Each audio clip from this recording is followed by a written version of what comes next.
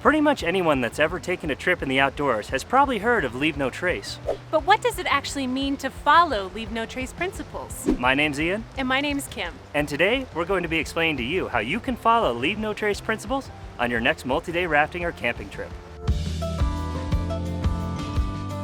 The first principle of Leave No Trace is something you should do no matter what kind of trip you're taking. Not only is planning ahead and preparing for your outdoor adventure essential for your well-being, but it also helps preserve and protect the environments that you travel through. For a multi-day rafting trip, planning ahead and preparing means to consult maps and river guides to determine where the designated camping spots are, figuring out how much supplies you need to bring on your trip, figuring out how much supplies can fit into your raft, and also checking the water levels and weather forecast for the duration of your trip. If necessary, you will also need to make sure that you have the proper permits for rafting and camping on your trip, and you need to be prepared to handle medical emergencies if they should arise. Be sure to pack a fully stocked first aid kit and bring a sat phone along if you're able.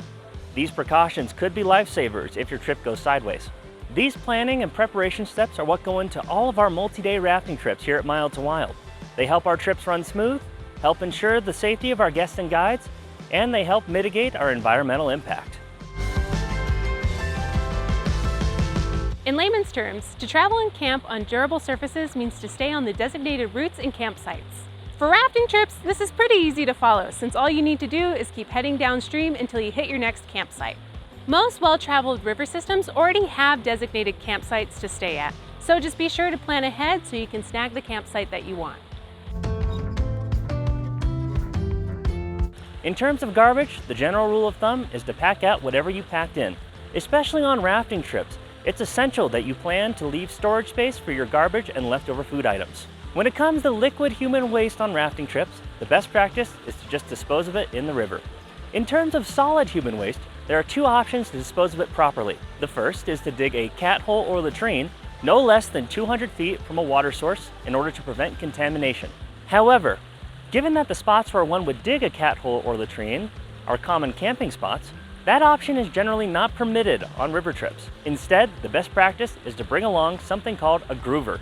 A groover is a metal or plastic box in which you can do your number twos responsibly. Just as with your garbage, on a river trip, you need to pack out your solid human waste to dispose of after the trip. Trust us when we say that you should pack these into your raft securely after they've been used. This is a pretty straightforward rule.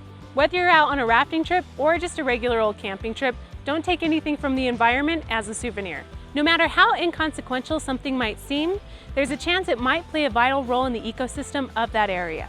Rather than taking an object that catches your eye, take a photo or video of it. That way you can appreciate it for later and you've left it for others to admire in the future. These days, especially if you're venturing into the Southwest United States, it's likely that you won't be allowed to have a campfire.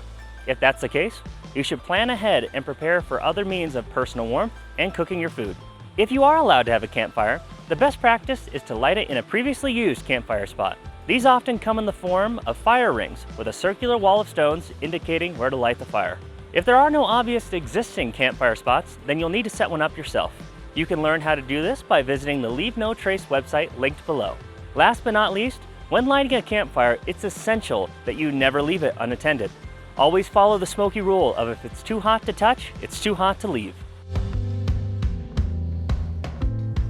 It should go without saying, but don't disturb wildlife when you're out on a river trip or any other outdoor adventure.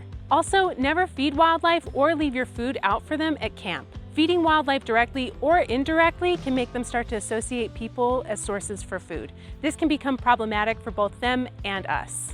When it comes to wildlife, it's best just to keep a respectable distance and limit your interactions to non-flash photography. Last but not least, you should always keep in mind that you aren't the only one out there trying to enjoy these wonderful outdoor spaces. In addition to following the previous principles, avoid doing anything that might take away from anyone else's enjoyment of their trip. Things such as defacing the environment or historical sites, blasting loud music in the evenings, common courtesy stuff. Always follow the golden rule of treating others how you would want to be treated, with respect.